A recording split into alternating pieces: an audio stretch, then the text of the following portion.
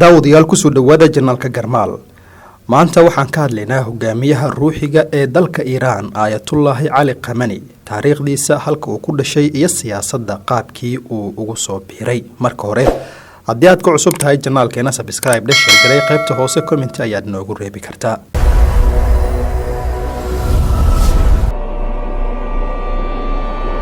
Ayatullaahi Cali Khamenei waa hogaamiyaha ruuxiga ee dalka Iiraan, waana mas-uulka dhinaca maamulka ugu sareeya ee waddankaasi.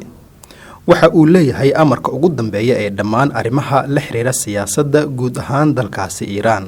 ninkan oo si weyn loogu yaqaano inuu jecel yahay fakarka ay ku dhisan tahay Jamhuuriyadda Islaamiga ah ee Iiraan ayaa marar badan weerar afka ah waxa uu ku qaaday dalalka reer galbeedka, gaar ahaan Mareykanka oo uu aad u neceb yahay. Ayatullaahi Cali Khamenei waxa uu 16 bishii Julaay sanadkii 1939 uu ku dhashay magaalada qadiimiga ah ee la yiraahdo Mashhad oo ku taala gobolka la yiraahdo Khorasan ee dalkaasi Iiraan. Ayatullaahi Cali Khamenei waa wiilka labaad ee uu dhalay aabaha la yiraahdo Zayid Jafad Khamenei oo ka soo jeeday qoys faqiir ah oo ku nool dalkaasi. waxa ayna xubno badan oo ka mid ah qoyskiisa ay ahaayeen dad aad u jilicsan, isla markaasina aan hodan ahayn, waxaana la sheegi jiray inay ahaayeen kuwo aad ugu janjeera barashada diinta Islaamka.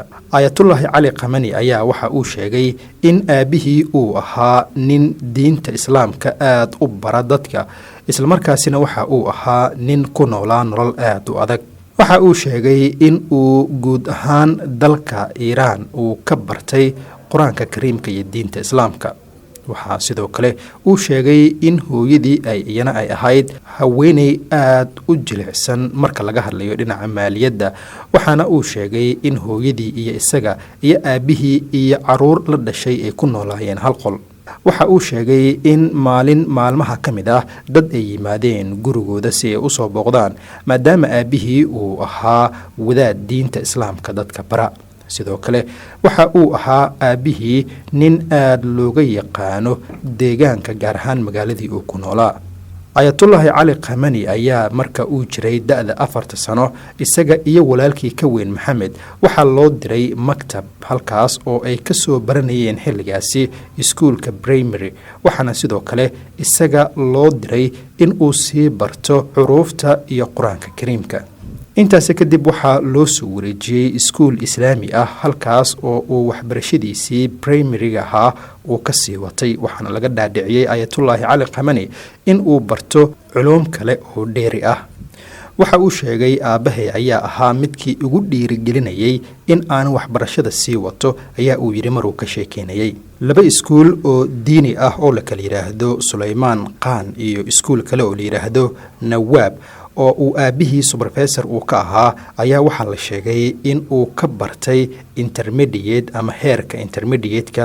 sidoo kale waxa uu halkaasi uu ku bartay philosophy iyo Islamic, waxaana sidoo kale uu 5 sano uu ku soo jiray iskuulkaasi. kadibna waxa uu bilaabay in uu u gudbo heerka advance, waxaana sidoo kale uu sii xoojiyay barashada diinta Islaamka. Ayatullaahi Cali Khamenei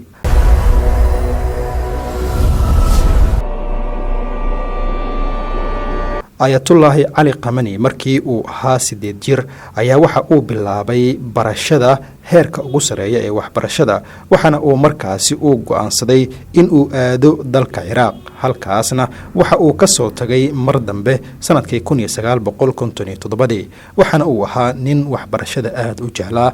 xilligaasi kadib waxa uu bilaabay dhaqdhaqaaqiisii jaceylka siyaasadda uu u qabay. ninkan oo si weyn loogu yaqaano inuu jecel yahay fakarka ay ku dhisan tahay Jamhuuriyadda Islaamiga ah ee Iiraan ayaa marar badan weerar afka ah waxa uu ku qaaday dalalka reer galbeedka, gaar ahaan Mareykanka oo uu si weyn u neceb yahay. inkastoo uu si buuxda u taageeray kooxda dalkiisa u qaabilsanayd wadaxaajoodkii barnaamijka nuclear-ka Iiraan, haddana Ayatullaahi Cali Khamenei waxa uu marar badan uu muujiyay sida uusan ugu qanacsanayn natiijadii ka soo baxday wadahadaladii dhexmaray Iiraan iyo dalalka quwadaha waaweyn ee caalamka. Ayatullaahi Cali Khamenei waxa uu sanadkii 1989 uu bedelay hogaamiyihii ruuxiga Iiraan ee ugu horeeyay ahaana ninkii aasaasay Jamhuuriyadda Islaamiga ah ee Iiraan, Ayatullah Ruuxullaahi Khomeini. xilligaasi ka hor wuxuu uu 2 jeer oo isku xigta madaxweyne ka soo noqday Iiraan intii u dhaxaysay sanadihii 1981 ilaa 1989 bishii Sebtembar sanadkii 2014 Ayatollah Khamenei oo 72 sano jir ah waxa uu magaalada Tehran ee caasimadda dalka Iiraan uu ku maray qaliin looga sameeyay kaadihaysta. lama sii shaacin wax macluumaad ah oo ku saabsan qaliinkiisa maadaama xaalad caafimaad ee Ayatollah Ali Khamenei ay tahay mid mar walba la qariyo. 7 sano ka hor waxaa soo baxay warar la isla dhexmaray oo ku saabsanaa geerida Ayatollah Ali Khamenei kuwaasoo ku faafay gudaha dalka Iiraan iyo guud ahaan caalamka. sababta loogu maleeyay inuu dhintay waxa ay ahayd inuusan sheegin hargab daran oo ku dhacay, sidaas aaweedna uu ka baaqan jiray inuu ka soo qayb galo munaasabadaha dadweynaha ee ka dhacayay gudaha dalkaasi Iiraan. xilligii uu madaxweyne ahaa Ayatollah Ali Khamenei wuxuu si joogto ah khilaaf u soo dhexgeli jiray ra'iisul wasaarihii markaasi xilka hayay, kaasoo uu u arkay in uu dhinaca bidix u janjeero. hase ahaatee maadaama ra'iisul wasaarihii xilligaasi uu taageero weyn uu ka haystay hogaamiyihii ugu sareeyay xilligaasi ee Ayatollah Ruuxullah Khomeini, dhammaan aragtiyada kala duwan ee ay ka qabeen arrimaha dhaqaalaha bulshada iyo diinta waxay ahaayeen kuwo sii xoogaysanayay marba marka ka sii dambaysa. mid ka mid ah tallaabooyinkii ugu horeeyay ee uu qaaday Ayatollah Ali Khamenei kadib geeridii hogaamiyihii hore ee dalkaasi waxay ahayd in uu isbedel ku sameeyay dastuurka uuna meesha ka saaray kursiga ra'iisul wasaaraha. Ayatollah Ali Khamenei wuxuu gartay inuusan haysan jacaylkii iyo taageeradii loo hayay ninkii uu bedelay ee ka horeeyay. Ruuxullah Khomeini wuxuu ahaa wadaad heer sare gaarsiisan oo wax kasta loola soo noqdo. markii uu Ali Khamenei oo aan ahayn qof wax kasta loola soo noqdo uu xilka qabtay, waxaa lagu qasbanaaday in dib u eegis lagu sameeyo dastuurka si xilka qofka wax walba loola noqdo ay u qabtaan wadaad darajadiisa ay hooseyso. wuxuu kursigiisa hogaamiyaha ugu sareeya uu ku xoojiyay inuu samaystay shabakado kala duwan oo isugu jira hay'ado iyo laamaha ciidanka amniga, gaar ahaan ciidanka awoodda badan ee ilaalada Jamhuuriyadda Islaamiga ah ee Iiraan.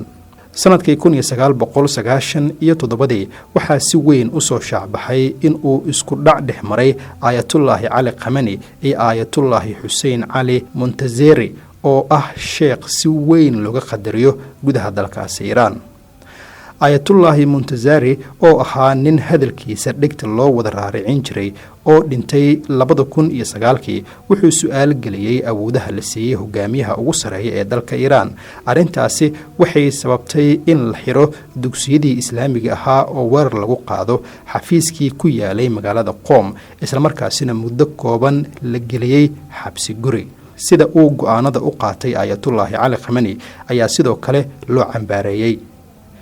markii uu la saftay madaxweynihii hore ee Iiraan Maxamuud Ahmadinejad kadib markii lagu murmay guushiisii natiijadii doorashadii 2009, dad badan oo reer Iiraan ah ayaa wadooyinka ku mudaaharaaday iyagoona ka soo horjeeday natiijada. musharaxiintii looga guuleystay doorashada ee Musafi iyo Mehdi waxay dood ka keeneen natiijadii kama dambaysta ahayd ee doorashada, laakiin labadooduba waxaa la xiray bishii Febraayo ee sanadkii 2011 waxaana wehelinayay Master Musafi xaaskiisa Sahra kadib markii ay shacabka ugu baaqeen inay wadooyinka ay ku mudaaharaadaan si loo taageero dhaqdhaqaaqyada dimuqraadiyadoonka ah ee ka socday Masar iyo dalkii Tunisia. Ayatollah Ali Khamenei maadaama uu yahay hogaamiyaha ugu sareeya wuxuu awood u leeyahay in uu si toos ah iyo si dadbanba uu u soo xulo xubnaha golaha mas'uulka ka ah kormeerka doorashada iyo turxaan bixinta musharaxiinta. xilligii ay dhacisay doorashadii 2004 golahaasi waxay gaashaanka u daruureen kumanaan musharax oo u soo istaagay kuraasta baarlamaanka, kuwaas oo ay ku jireen siyaasiyiin badan oo dhexdhexaad ah, kuwa isbedel doon ah iyo xubno ka tirsanaa dowladii hore. xisbiga talada hayay ayaa ku guuleystay 70% oo ka mid ah codadkii laga dhiibtay doorashadii xilligaasi. sanadkii 2013 golahaasi waxa ay tartanka xilka madaxweynaha ay ka hor istaageen Akbar Hashimi oo ahaa madaxweynihii hore ee dalkaasi Iiraan, iyagoona u sababeeyay in da'diisu ay aad u weyn tahay. waxaa la xasuustaa in Master Hashimi uu taageeray dibadbaxyadii ka dambeeyay doorashadii 2009. aayatullaahi cali khamenei wuxuu si joogto ah u taageersanaa siyaasiyiinta garabka talada hayay, iyadoo xitaa ay soo baxayeen dhaliilo ku saabsanaa in la xagaldaaciyey dimuqraadiyaddii gudaha dalkaasi iiraan. aayatullaahi cali khamenei ayaa waxaa aada u saameeyey siyaasadda xiriirka arrimaha dibadda ee dalkaasi intii uu ahaa hogaamiyaha ruuxiga ah ee dalkaasi.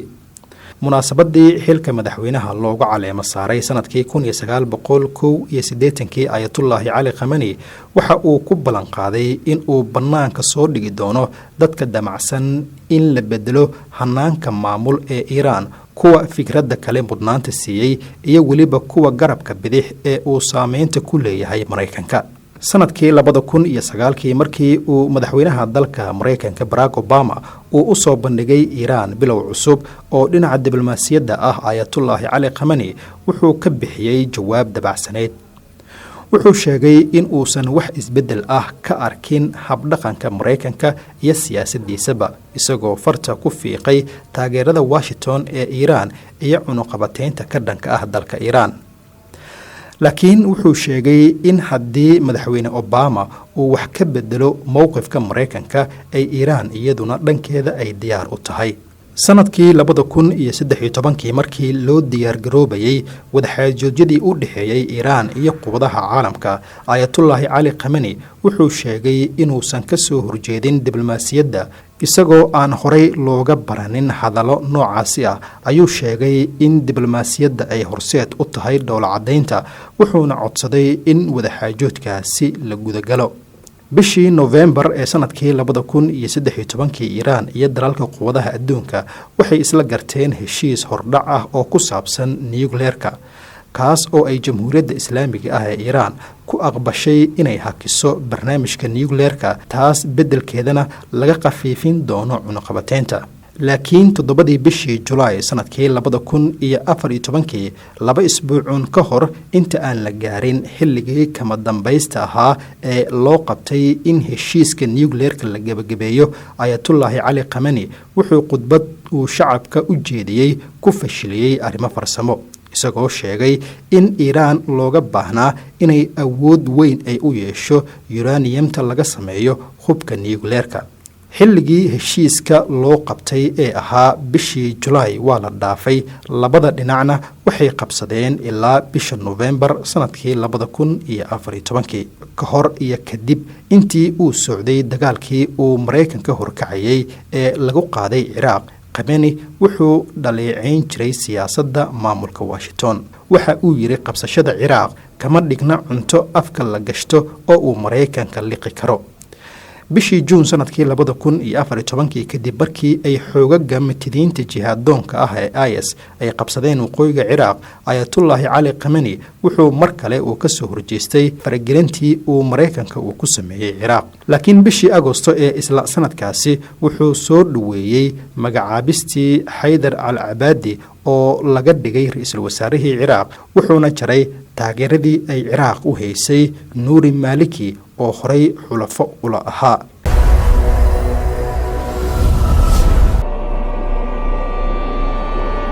daawadayaal, halkaas waxa aan ku joojiyey taariikhda hogaamiyaha ruuxiga ee dalka Iiraan, aayatullaahi cali khamenei. waxaan goordhow idin soo gudbin doonaa taariikho kale oo ku saabsan hogaamiyaasha caalamka. fadlan subscribe dhe, share garay, commentina qaybta hoose waad noogu reebi kartaa.